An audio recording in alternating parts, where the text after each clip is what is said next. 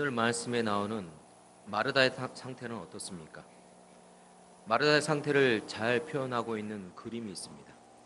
스페인의 자연주의 화가 벨라스케스가 그린 그림인데요. 예수님의 말씀을 듣고 있는 마리아의 모습이 멀리 보이고 있습니다. 그리고 가까이 보여주고 있는 장면은 마르다의 모습입니다. 마르다의 손을 잘 보시기 바랍니다. 손이 붉어지도록 부엌에서 열심히 일하고 있는 마르다입니다. 언니 마르다는 대단한 살림꾼이었습니다. 몇십 명이 좋게 넘을 예수님의 일행을 위해서 거침없이 음식을 준비할 만큼 일솜씨가 탁월했습니다. 또한 예수님의 일행을 위해서 최고의 식탁을 대접할 수 있는 음식 솜씨도 갖고 있었습니다. 그런데 문제는 할 일이 너무 많았다는 겁니다. 마르다가 아무리 열심히 준비해도 이리 돌아보면 할 일이 남아있고 저리 돌아보면 미처 생각지 못한 일이 남아있다는 겁니다. 결국 마르다는 분주할 수밖에 없었습니다. 마르다의 얼굴 표정은 어떻습니까? 뾰루뚱합니다. 지금 마르다가 하고 있는 일은 예수님을 섬기는 좋은 일입니다. 하지만 그 일을 하고 있는 마르다의 모습은 좋아 보이지 않습니다. 즐겁지가 않고요. 오히려 뭔가 불만으로 가득 차 있습니다. 마르다는 자신의 불만을 어떻게 해결하려고 했습니까? 40절의 말씀입니다. 마르다는 준비하는 일이 많아 마음이 분주한지라 예수께 나아가 이르되 주여 내 동생이 나 혼자 일하게 두는 것을 생각하지 아니하시나이까 그를 명하사 나를 도와주라 하소서. 놀고 있는 것처럼 보이는 동생인 마리아를 일하도록 하는 것이 바로 마리아의 해결 방법이었습니다. 그래서 마리아는 손짓하면서 마리아에게 빨리 나오라고 이야기를 했습니다. 하지만 눈치 없는 마리아 전혀 알아채지 못합니다. 참다 못한 마르다는 신뢰를 무릅쓰고 예수님이 말씀하시는 도중에 끼어들죠. 주님, 제 동생이 저 혼자 일하게 두는 것을 보시고도 왜 가만히 계십니까? 어서 저를 도와주라고 말씀해 주십시오. 속상해하는 마르다에게 예수님께서 미안하구나 마르다야. 우리가 너무 무심했구나. 자 마리아야 어서 일어나 언니를 도우렴. 이렇게 말했으면 얼마나 좋았겠습니까? 하지만 예수님은 마르다에게 어떻게 말씀하십니까? 41절입니다. 주께서 대답하여 이르시되 마르다야 마르다야 내가 많은 일로 염려하고 근심하나. 많은 일로 분주해하고 있는 마르다의 상태를 말씀해 주고 계십니다. 많은 일로 염려하고 근심하고 있다는 거죠. 41절에 나오고 있는 마르다의 상태, 예수님이 지적하고 있는 마르다의 상태는요, 곧 우리 현대인의 상태이기도 합니다. 우리는 많은 일로 염려하고 근심하고 있죠. 일청표는 빽빽해지고 있습니다. 반면에 마음의 평안은 점점 없어져 가고 영혼은 더 공허해지고 있다는 거 아닙니까? 모든 사람에게는 저마다의 일이 있습니다. 그 일이 기쁨이 되기도 하고 보람이 되기도 할 것입니다. 하지만 시간이 점차 흐르면서 긴급한 일, 반드시 해야만 하는 일, 미처 이루지 못한 일, 잘 해내야 했지만 제대로 해내지 못한 일들이 차곡차곡 쌓이면서 우리는 점점 분주해 가는 겁니다. 또한 분주해야 인정받는 것 같습니다. 분주해야 세상에서 말하는 성공의 궤도에 오를 수 있을 것 같아서 우리는 더욱 분주해지기 위해서 애쓰고 있습니다. 하지만 이 분주함은 쫓기는 인생을 살게 합니다. 그리고 거룩한 심포가 없는 상태에 이르게 한다는 겁니다. 음악의 악보를 보게 되면 심표라는 것이 있습니다. 모양에 따라서 길게 쉬는 것도 있는가 하면은 짧게 쉬는 것도 있습니다. 중요한 것은 숨을 쉬지 않고 계속 노래를 부를 수 없다는 겁니다. 내 영혼을 위해서 필요한 것은 뭡니까? 거룩한 심표입니다. 2013년에 유럽 영성공동체 탐방을 갔을 때 여러 영성공동체에서 발견했던 공통점은요, 거룩한 심표가 있었다는 겁니다. 각 영성공동체에서 행해지는 하나님 앞에서 잠잠히 머무는 거룩한 심표를 통해서 저는요, 제 영혼이 하나님으로 채워지는 그것을 경험했습니다. 하지만 우리 삶은 어떻습니까? 너무 분주합니다. 분주함 속에서 우리가 놓치는 가장 큰 손해는 뭐냐? 하나님을 만나는 거룩한 쉼표를 잃어버린다는 겁니다. 분주함 속에서 하나님을 잃어버린다는 겁니다. 그러면 결국 나는 어떻게 됩니까? 마르다처럼 염려하게 됩니다. 오스왈드 챔버스는 짐은 나의 최고봉에서 하나님 없이 상황을 계산할 때 모든 염려와 조바심이 생겨난다, 그렇게 말했습니다. 이 짧은 글에서 우리는 염려의 이유를 알 수 있죠. 하나님 없이 내가 처한 상황을 계산하기에 우리는 염려하게 된다는 겁니다. 분주함 속에서 우리는 하나님을 잃어버리고, 하나님을 잃어버리게 되면 자연스럽게 우리는 분주함 속에서 염려할 수밖에 없다는 거죠. 자, 함께 산수를 한번 해볼까요? 한번 답을 맞춰보시길 바랍니다. 2 곱하기 5는 뭡니까? 대단하십니다. 자, 그러면 난이도를 좀 올려보겠습니다. 잘 하신 것 같으니까. 2 곱하기 5 곱하기 345 곱하기 4567은 뭡니까? 노력은 해보시고 하셔야죠. 근데 아직 문제는 끝나지 않았습니다. 여기다가 곱하기 0을 하겠습니다. 답은 뭡니까? 그렇습니다. 당연히 0입니다. 우리 인생에서 크고 작든 염려를 하면 할수록 곱셈처럼 염려는 늘어만 갑니다. 하지만 어떤 문제라도 하나님을 함께 넣으면 그 염려는 뭐가 될까요? 0이 됩니다.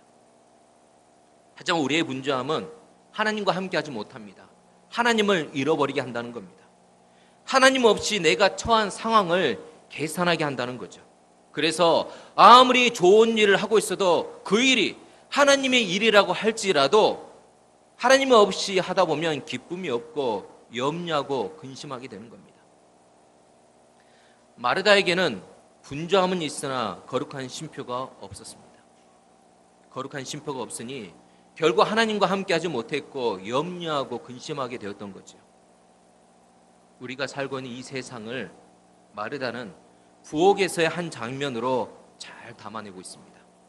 그래서 오늘 우리는 우리가 사는 이 세상을 마르다의 세상이라고 부르겠습니다. 예수님께서 마르다에게 말씀하신 것은요, 41절로 끝나지 않았습니다. 몇 가지만 하든지 혹은 한 가지만이라도 족하니라. 마리아는 이 좋은 편을 택하였으니 빼앗기지 아니하리라 하시니라. 딱 봐도 마르다가 좋은 평가를 받지 못하고 있지 않습니까? 마리아가 좋은 편을 선택했는데 언니 마르다가 그 좋은 편을 빼앗으려 한다는 말씀입니다. 예수님이 마르다에게 말씀하신 이 편이라는 것은요, 일을 말하는 것이 아닙니다. 일을 하면서 염려하고 근심하고 있는 마르다의 태도를 말하고 있는 겁니다. 만약 마르다와 마리아가 하는 일을 바꿔보겠습니다. 마리아가 부엌에서 일을 하고 있고 마르다가 예수님 발 앞에서 말씀을 듣고 있습니다. 하지만 부엌에서 지금 하고 있는 마르다의 태도처럼 여전히 예수님의 발 아래에서 여전히 염려하고 여전히 근심하고 있다면 예수님은 마르다를 어떻게 해요? 책망했을 것입니다. 일을 바꾸는 것이 아니라 태도를 바꿔야 합니다. 바로 예수님이 말씀하신 편이 바로 일이 아니라 태도를 바꾸라는 겁니다. 그렇다면 예수님께서 말씀하신 좋은 편이라는 것은 무엇을 의미합니까? 예수님입니다. 예수님과 함께하는 것입니다. 이것을 한마디로 뭐라고 할까요? 예배라고 합니다. 예배. 바로 마리아가 택한 좋은 편입니다. 예수님과 함께하고 곧 예배를 드린 것이었습니다. 반면에 마르다가 마리아를 끌고 가려고 하는 그 자리는요, 예배는 없고 일만 있는 자리였습니다. 물론 이렇게 반문하시는 분도 계실 겁니다. 지금 마르다는 예수님을 위해서 일하고 있지 않습니까? 예, 그렇습니다. 지금 분명 마르다는 예수님을 위해서 일하고 있습니다. 하지만 문제는 뭡니까? 예수님과 함께 일하고 있지 않다는 겁니다. 그래서 마르다는 염려했고 근심했던 겁니다. 일만 있고 예배가 없는 곳, 일만 있고 예수님과 함께 하지 않는 곳에서는요, 기쁨이 없고 평안도 없고 즐거움도 없습니다. 염려만 있고 남을 탓하는 불평만 있을 뿐입니다. 그래서 마르다는 염려하고 있고 자신을 도와주지 않는 동생 마리아를 탓하면서 불평하고 있는 겁니다. 이 마르다의 모습이 일만 있고 예배가 없는 모습입니다. 예수님께서 마르다에게 그리고 우리에게 원하시는 것은 뭐냐? 예수님을 위해서 일하는 것이 아니라 예수님과 함께 일하는 겁니다. 교회를 위해서 일하는 것이 아니라 예수님과 함께 일하는 겁니다. 가족을 위해서 일하는 것이 아니라 예수님과 더불어 일하는 겁니다. 마르다 세상에서는 예배보다 일이 더 중요합니다. 왜 그럴까요? 일이 있으면 돈, 명예, 사람을 가질 수 있기 때문에 그렇습니다. 돈만 있으면 됩니다. 명예만 있으면 됩니다. 나를 사랑해주고 내가 사랑할 그 사람만 있으면 되지 않을까요? 그래서 돈도 있고 명예도 있고 사람만 있으면 내 인생에는 전혀 아무런 문제가 없어 보입니다. 하나님이 없이도 말입니다. 하나님이 함께 하심을 경험하지 않아도 말입니다. 이런 우리의 인생에 섬뜩한 시편 106편의 말씀이 있습니다. 하나님께서는 그들에게 그들의 요구한 것을 주셨다. 그러나 그들의 영혼은 메마름으로 보냈다. 겉으로 보기에는 풍요롭게 보입니다. 아무런 문제 없이 보일 수 있습니다. 물질도 넘쳐나고 출세하고 있고 내 주변에 사람도 많습니다. 이것들을 손에 쥐기 위해서 분주하게 살아갔고 그리고 소유하게 되었습니다. 하지만 정작 가장 중요한 것을 놓쳤다면 어떻게 됩니까?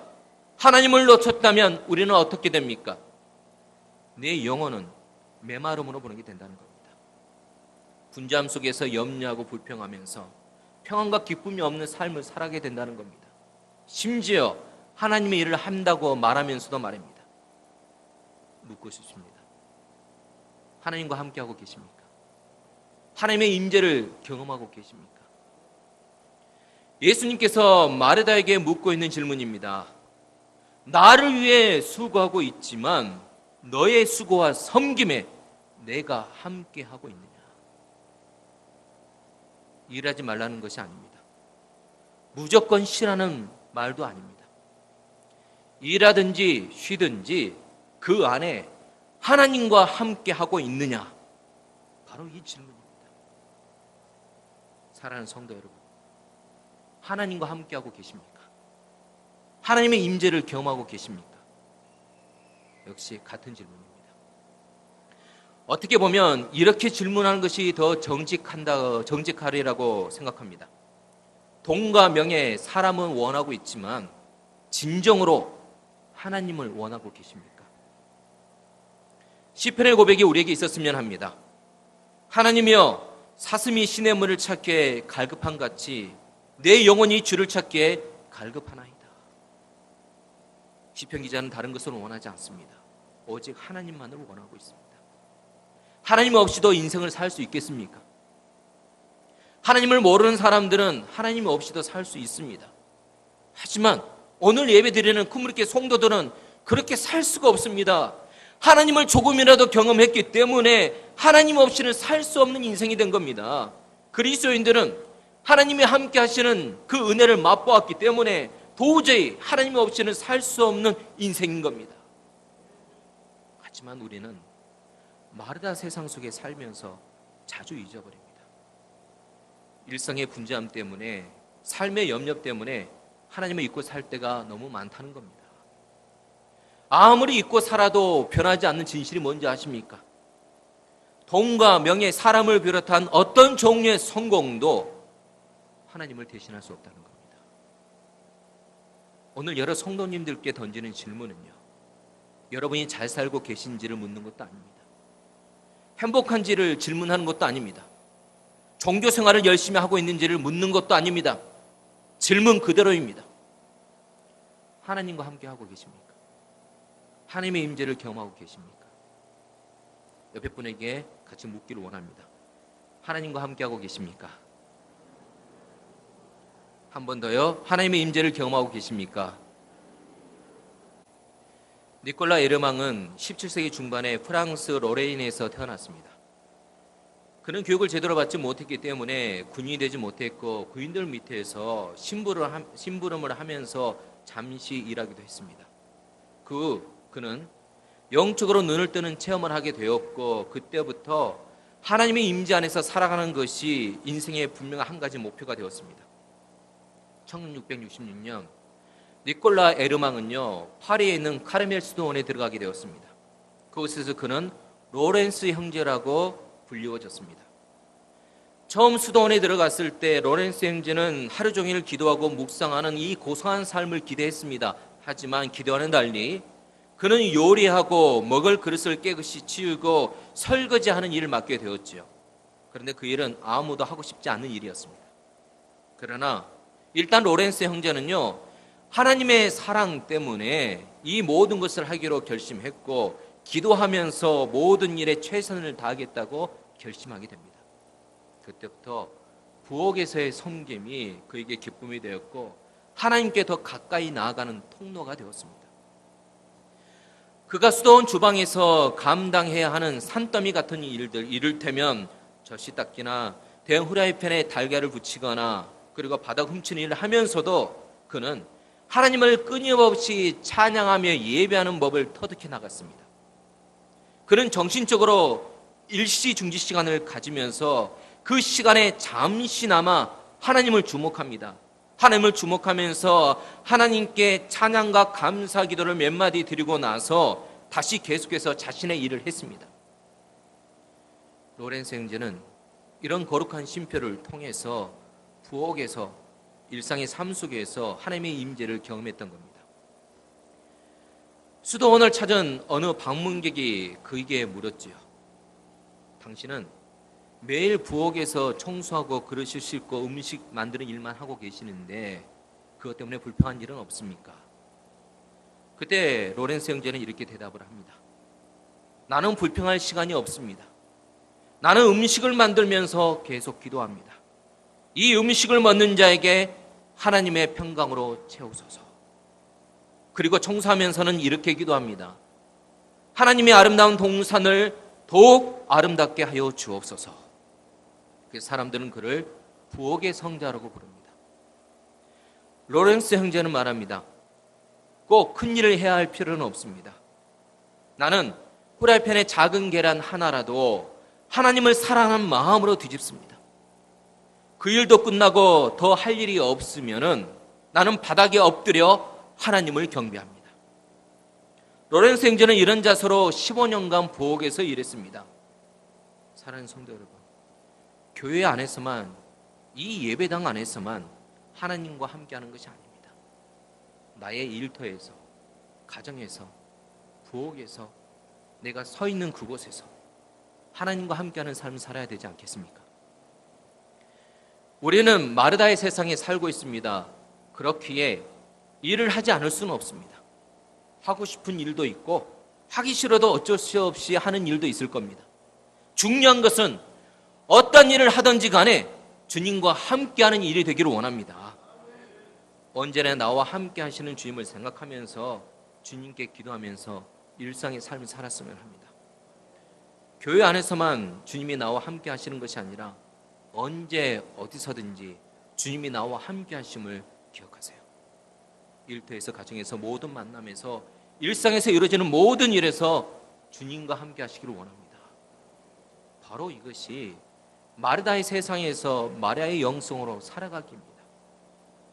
마르다의 세상에서 마리아의 영성으로 살아가기 위해서 세 가지를 말씀드립니다. 첫 번째는 모든 일에 사랑을 담아서 하시길 바랍니다. 따라합니다. 모든 일에 사랑을 담아서 하자.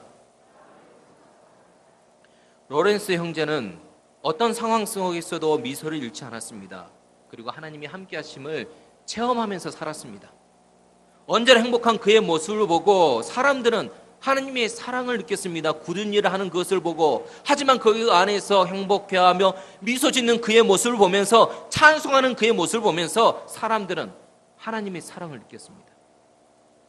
어떻게 이런 삶을 살 수 있었을까요?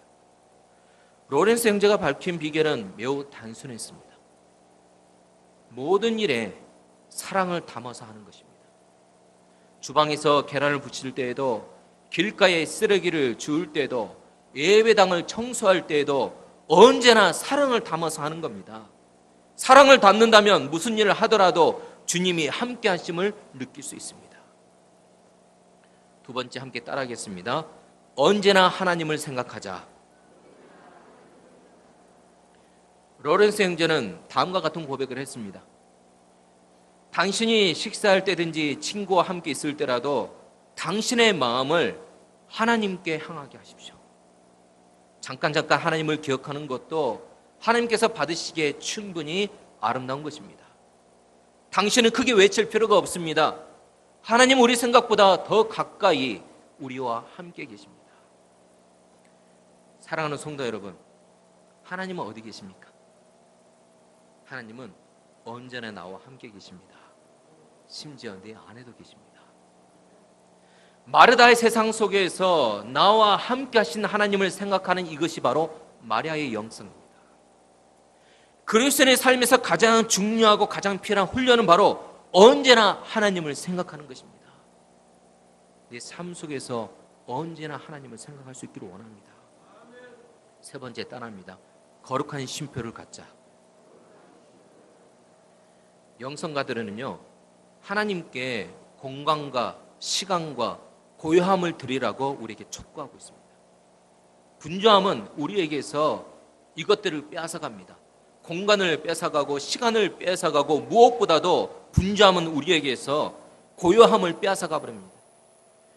오늘 너무 바빠서 주님과 함께 보낼 시간이 없다라고 우리는 습관적으로 말합니다. 하지만 시간이 없는 것은 결코 아닙니다.